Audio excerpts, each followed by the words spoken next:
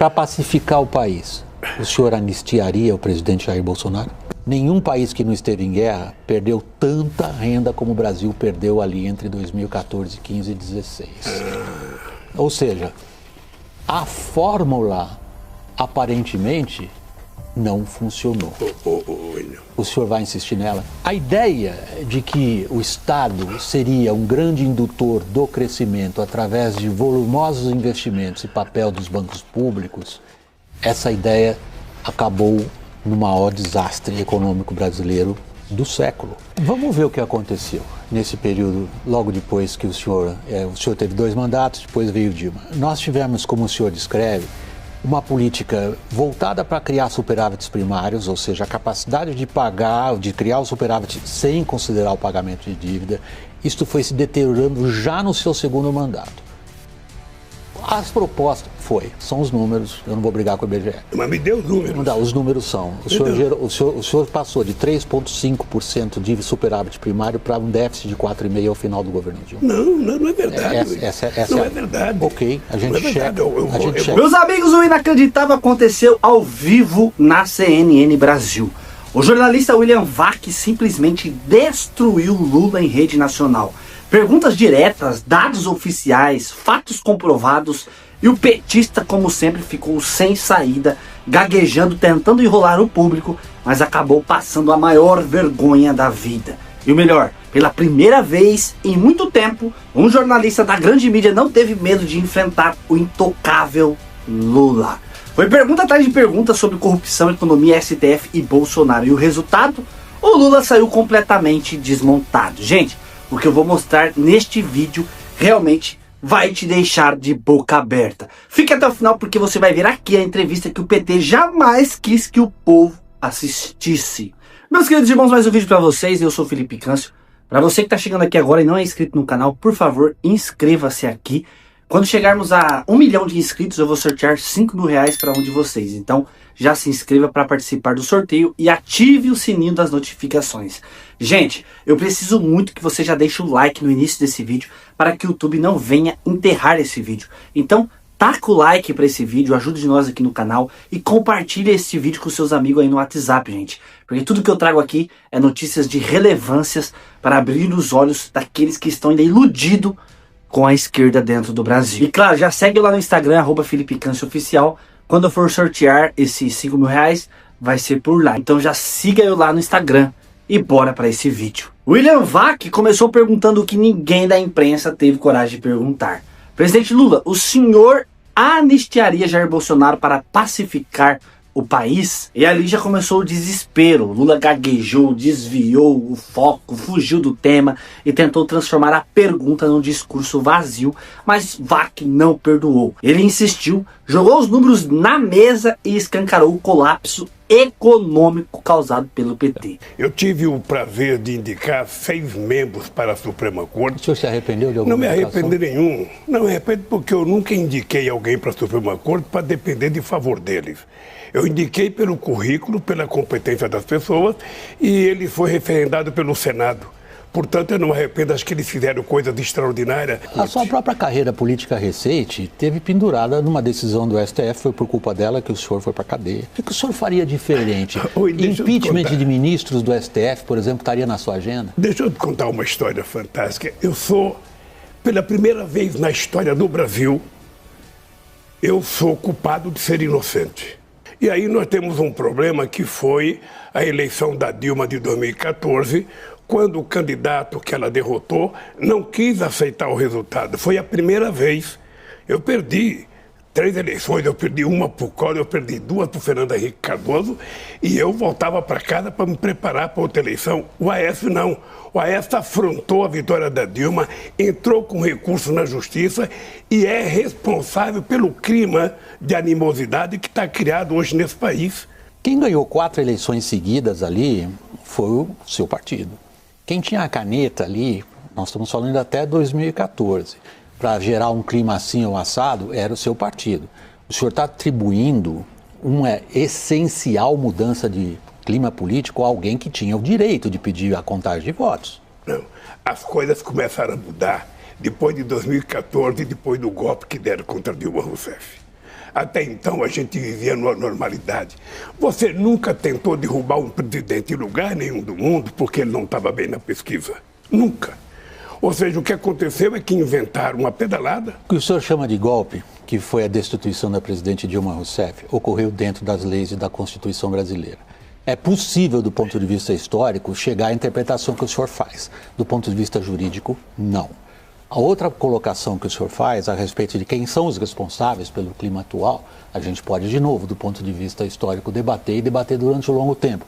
Mas eu queria voltar a um ponto que o senhor mencionou, a respeito dos instrumentos, e quando o senhor se referiu aos acontecimentos de corrupção no seu governo, imediatamente o senhor abordou o que tem sido sua recorrente argumentação, mostrando todos os instrumentos que levaram à descoberta de um esquema de corrupção inédito.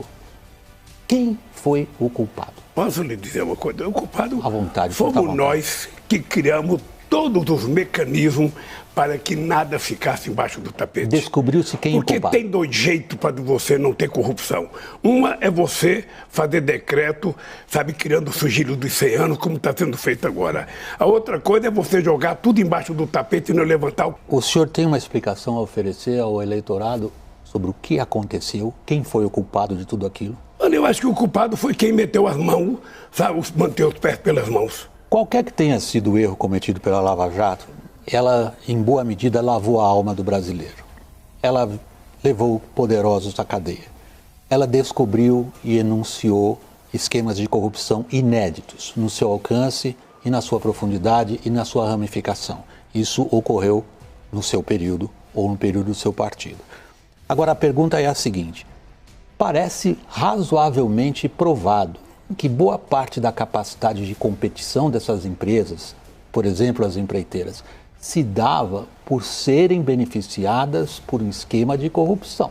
E é importante dizer para você que quase todo mundo foi condenado, foi solto e saiu com muito dinheiro. Porque a delação premiada foi com que muita gente ficasse rico. Logo no seu primeiro mandato, o senhor teve de enfrentar a questão do mensalão. Naquela ocasião, o senhor forneceu várias respostas para o problema da corrupção. E ao longo da sua carreira como presidente e mais tarde, já sob a Dilma, o senhor foi alterando passo a passo a sua maneira de explicar o que estava acontecendo. O senhor chegou a se referir como uma pessoa traída, o senhor chegou a dizer isso. Isso eu disse em 2005. Pois foi. Eu disse em 2005. O senhor chegou a dizer que não sabia de muita coisa do que estava acontecendo. Qual é hoje a sua versão para o que aconteceu? Veja, a minha versão é que algum diretor da Petrobras que reconheceu que roubou, pagou o preço. Tá? Eu não posso dizer que não houve corrupção se as pessoas delataram.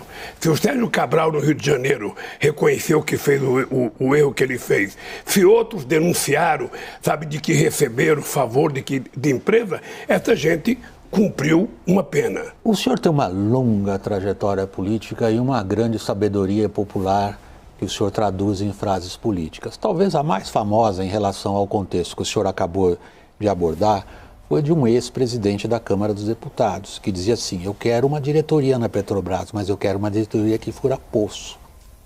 Nós temos uma tradição de partidos políticos loteando entre si cargos em estatais e autarquias e órgãos federais. Isto faz parte da história do Brasil, fez parte da sua história. De novo, nós estamos de novo na mesma situação. E fará parte da sua história se você for presidente da República. Não, eu não tenho essa veleidade, nem essa pretensão, nem sirvo para isso. Deixa eu falar uma coisa. Só completar a pergunta. Desculpe minha falta de cortesia. Não. Pelo amor de Deus, não quero aqui parecer agressivo nem interrompê-lo. Eu só gostaria de pontuar o seguinte. Sim, houve loteamento político nas diretorias da Petrobras. O senhor não sabia disso? Deixa eu lhe falar uma coisa. Acontece na democracia de qualquer país do mundo. Quando você ganha uma eleição, você faz uma composição para ganhar as eleições. O STF, um super protagonista. O Legislativo partiu para cima do presidente e lhe tirou grande parte dos poderes. Agora, o ponto que eu gostaria de abordar, nesses 20 anos, quebrou um contrato social brasileiro. O contrato social brasileiro foi: vamos construir um estado de bem-estar social. Para isso nós temos que promover gastos públicos e nós quebramos, nós não conseguimos montar um estado de bem-estar social ao longo desses 20 anos. O que o senhor pretende, por exemplo, e tem trazido a público em termos de programas de transferência de renda, valorização do salário mínimo, de onde o senhor vai buscar recursos? Não fale isso comigo, não. Deixa eu te falar uma coisa. Hoje, você já parou para pensar quanto que é a dívida pública dos Estados Unidos? Quanto que é a dívida pública da Inglaterra? Quanto que é a dívida pública da Itália? Quanto que é a dívida pública do Japão? Ora, não tem problema você ter uma dívida se você tiver capacidade de fazer essa dívida para fazer investimento e não para fazer custeio. Você está lembrado do meu discurso quando eu ganhei em 2003? Se quando terminar o meu mandato, todo brasileiro estiver tomando café, almoçando e jantando, eu já cumpri a missão da minha vida. E hoje nós temos 33 milhões de pessoas passando fome, nós temos 105 milhões de pessoas com algum problema de deficiência alimentar e nós precisamos cuidar disso. Há um setor importantíssimo da economia que é a hora da gente abordar agora, que é a produção de grãos e proteínas. O Brasil se tornou um campeão, uma enorme potência nesse setor. O senhor causou considerável irritação nesse setor, que em boa parte forneceu apoio político ao seu principal adversário nessas eleições, ao xingá-los. O que o senhor diria para eles agora? Eu diria o seguinte, nunca o agronegócio teve tanto financiamento como no governo do PT. Nunca.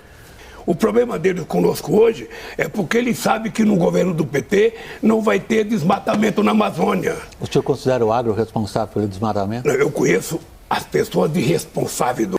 Meus amigos, o jogo virou dentro da própria mídia. Pela primeira vez, um jornalista de peso teve coragem de falar verdades na cara do Lula, sem roteiro, sem censura e sem medo de perder o emprego. E o resultado foi claro.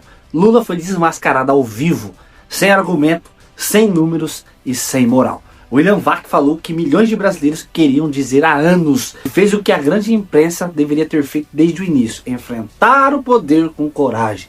E a grande verdade é só uma: quem tem argumento vence, quem tem mentira gagueja. E ontem o Brasil inteiro viu quem é quem. Agora eu quero saber a sua opinião. Você acha que Lula vai ter coragem de voltar a encarar uma entrevista assim?